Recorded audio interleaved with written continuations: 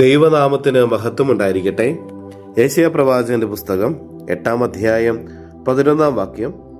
തന്റെ ശക്തമായ കരം എൻ്റെ മേൽ വെച്ചുകൊണ്ട് അവിടുന്ന് എന്നോട് അരുളി ചെയ്യുകയും ഈ ജനത്തിന്റെ മാർഗത്തിൽ ചരിക്കരുതെന്ന് മുന്നറിയിപ്പ് നൽകുകയും ചെയ്തു.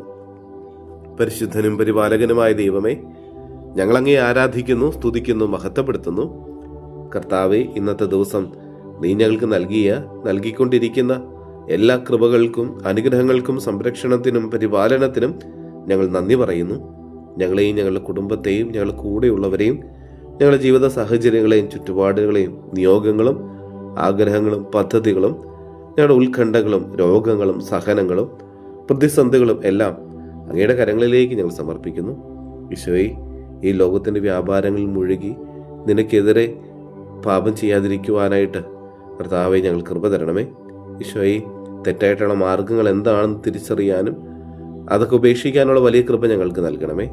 ഈ ലോകത്തിലെ പ്രലോഭനങ്ങളും കിണികളും തമ്പുരാനെ ഞങ്ങളെ വീഴിക്കാൻ പരിശ്രമിക്കുമ്പോൾ അതിൽ വീഴാതെ ജാഗ്രതയോടെ നിൽക്കാനുള്ള കൃപ ഞങ്ങൾക്ക് നൽകണമേ.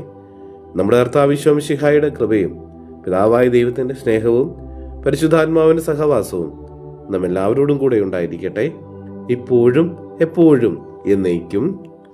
ആമേൻ.